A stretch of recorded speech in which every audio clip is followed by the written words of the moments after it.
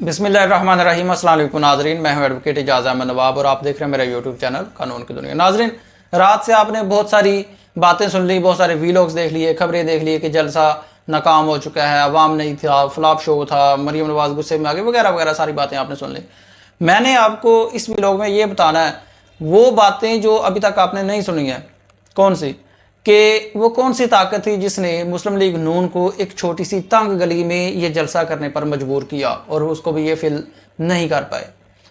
ये जलसा फ्लॉप होने के बाद पाकिस्तान मुस्लिम लीग की आगे जो न्यू हिकमत अमली है वो क्या है, पॉलिसी क्या है, और मरीम नवाज नून लीग ने ये जो जलसा किया है बगैर बयानिया के जलसा किया है, आगे मुस्लिम लीग नून का बयानिया क्या हो सकता है और उसके बाद अब जो पॉलिसी बनाई है वो क्या है।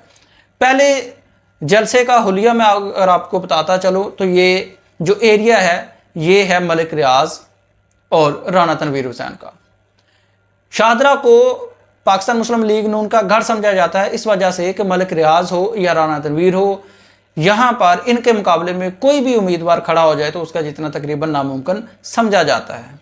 इस सूरत हाल में एक छोटी सी तंग गली में जलसा करना ये कौन सी ताकत ने मजबूर किया। और उसके साथ साथ ये भी आपको बताता चलूं कि जिस जगह पर यह जलसा हुआ है शाहदरा में, ये छोटी सी गली में जो जलसा हुआ है, इसके साथ ही परली साइड पे एक बंद है और बंद के साथ एलडीए ग्राउंड है, बहुत बड़ी ग्राउंड है, वहां पर जलसा इजीली किया जा सकता था। अगर आप मेन जीटी रोड पे आ जाएं, जहां से उतर कर इस गली में जाते हैं वहां पर अब्दुल रज़ाक स्टेडियम है। अगर आपने जहां पर नहीं जाना तो थोड़ा सा आगे जाएं, वहां पर चांद ग्राउंड है। मतलब ये तीन बड़ी ग्राउंड्स हैं शाहदरा में जहां पर जलसा किया जा सकता था, लेकिन उसी जगह का जो इंतखाब किया गया वो ताकत कौन सी थी।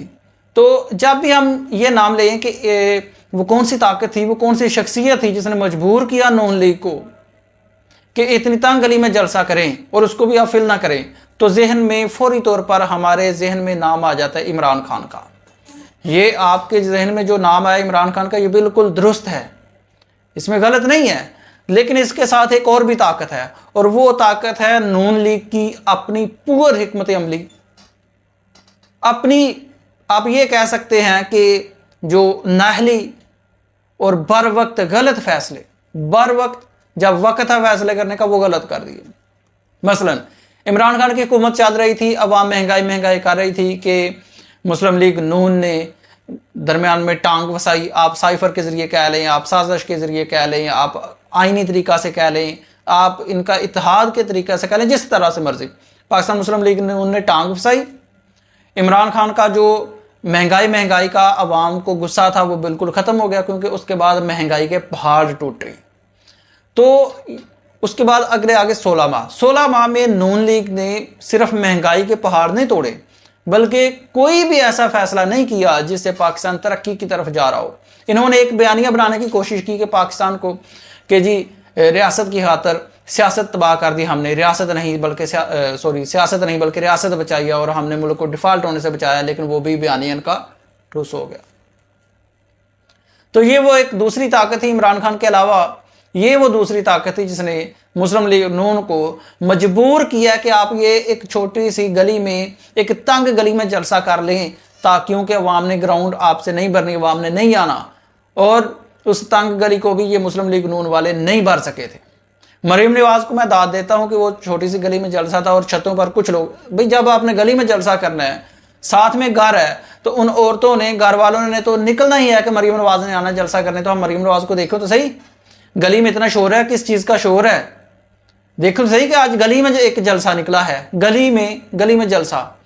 तो ये जलसा था। और मरीम नवाज को मैं दाद इसलिए देना चाहता हूं कि मरीम नवाज का जो कॉन्फिडेंस था वो हाई लेवल का था कि लोग सामने है ही नहीं, ऑडियंस है ही नहीं, और मरीम नवाज इस तरह से जलसा कर रही थी जैसे सामने पता नहीं कोई लाखों लोग बैठे हुए हैं।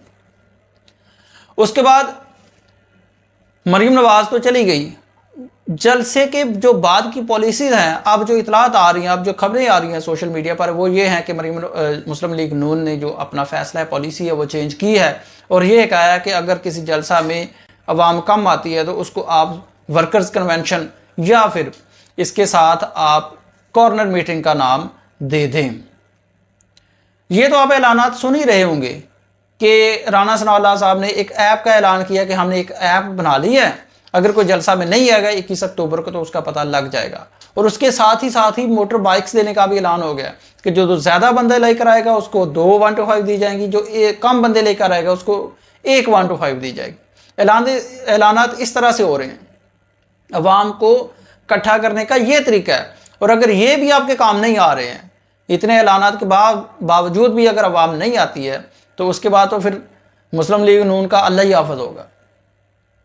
अब ये पॉलिसी किस हद तक कामयाब होती है ये तो वक्त बताएगा, लेकिन मरियम नवाज साहबा ने बताया कि तारीख के कूड़ेदान में जिन्होंने नवाज शरीफ को निकाला वो तारीख के कूड़ेदान में पड़े हुए हैं। तो तारीख के कूड़ेदान में कौन पड़ा हुआ है जी? पाकिस्तान मुस्लिम लीग नून का बयानिया, एहतसाब का बयानिया, जनरल फैज़, जनरल बाजवा, साकिब निसार, इजाजुल हसन और इमरान खान का एहतसाब, ये बयानिया पड़ा हुआ है तारीख के कूड़ेदान में। ये एक ऐसा बयानिया है जो सिर्फ एक दिन चला, ये एक ऐसा बयानिया है जिस पर सिर्फ एक तकरीर हुई और वह बयानिया चला गया तारीख के कूड़ेदान में। वो बयानिया दूसरा कौन सा है? वोट को इज्जत दो, वोट को इज्जत दो का बयानिया पड़ा हुआ है तारीख के कूड़ेदान में। और वही बयानिया है जिसको मुस्लिम लीग नून ने बनाया और उसको बाद में मुस्लिम लीग नून ने ही रौंद डाला। ये बयानिया पड़ा हुआ है तारीख के कूड़ेदान में। और तारीख के कूड़ेदान में क्या पड़ा हुआ है जी? तारीख के कूड़ेदान में पड़ा हुआ है मुस्लिम लीग नून का शानदार इस्तकबाल, मुस्लिम लीग नून की बड़ी ऑडियंस, मुस्लिम लीग नून के बड़े लोग जो जुनूनी होते थे वो देखिए। अब आपने पहला इस्तकबालिया जलसा देख लिया और शादरा से जब घर से इन्होंने ये जलसा किया तो उसके बाद की ये सूरत हाल थी। तो ये सूरत हाल थी मरियम नवाज के ये इस जलसे की। मरियम नवाज, अब देखें, ये ऐसा जलसा था जिसमें कोई बयानिया ही नहीं था। एहतसाब का जलसा तो वहां पर ही दफन हो गया ना, एक दिन के बाद ही, एक तकरीर के बाद ही, लेकिन उसके बाद कोई ना कोई तो जलसा बयानिया देना था ना, अवाम को बताना था कि भाई ये हमारी पॉलिसी है, ये हमारा शऊर है, हमारे ये वादे हैं, हमारे ये इरादे हैं। हम आपसे वादा करते हैं कि जब हम हुकूमत में आएंगे आप हमें बड़ी तादाद में वोट दें, जब हम हुकूमत में आएंगे तो हम आपको ये चीज़ें देंगे। लेकिन ऐसी कोई बात नहीं हुई, पूरे जलसे में ऐसी कोई बात नहीं, मईशत पर कोई बात नहीं हुई। सिर्फ बात क्या हुई है जी? मियाँ जब आवेगा लग पता जाएगा। वो क्या पता लगना है? 3 बार तो मियाँ साहब आ गए, लोगों को पता लग ही गया क्या होना है। उसके बाद मरियम नवाज साहबा ने जो लोगों की हमदर्दी, अब हमदर्दी देखें, अब ये हमदर्दी नहीं रह गई कि नवाज शरीफ को निकाला था, क्योंकि अवाम जानती है अब तो सोशल मीडिया का दौर है, अब तो डिजिटल दौर है, अवाम तो सब जानती है कि किसको किसने निकाला और किस तरह से निकाला और किस तरह से कोई गया, किस तरह से कोई आया, किस तरह से डील होती है, किस तरह से ढील होती है, वो सारा अवाम जानती है। अब मरियम नवाज साहबा ने एक नई हमदर्दी निकाल ली। ये देखें, जब अब मियाँ साहब आएंगे ना तो ना उनकी बीवी होनी है ना उनकी माँ होनी है, यतीम होने के नाते आप वोट मांगना शुरू कर दिया अब आपने। लेकिन अवाम ने ना तो यतीम होने के नाते वोट देने हैं, अवाम ने ना तो जो बीवी ना होने की वजह से वोट देने हैं, अवाम को इससे तो कोई ताल्लुक नहीं है। उनकी एज माशाल्लाह से कोई 80 के करीब पहुंची हुई है, तो ना ज़ाहिर सी बात है इस एज में ना किसी की माँ होती है ना किसी की, कुछ लोग ऐसे होते हैं जिनकी बीवियाँ ही फोत हो चुकी हैं, तो क्या लोग फिर उनको वोट दे दें? ये कोई ग्राउंड नहीं है वोट देने की, और ये भी कोई ग्राउंड नहीं है वोट देने की मियाँ जब आवेगा लग पता जावेगा। और ये भी कोई ग्राउंड नहीं है कि वो 4 साल की जलावत नहीं काट कर आ रहे हैं, बल्कि नहीं, वो अपनी मर्जी से गए थे और 4 साल वहाँ पर बैठ कर आवाम को, निज़ाम इंसाफ को आंखें दिखाते रहे कि जी मैं नहीं आ रहा, मैं नहीं आ रहा, मैं नहीं आ रहा। ये पहला जलसा था, पहला इस्तकबालिया जलसा था जो नाकाम हो चुका, जो फलाप शो साबित हुआ, जिसके बाद मरियम नवाज आधी तकरीर अपनी छोड़कर ही चली गई। शुक्रिया।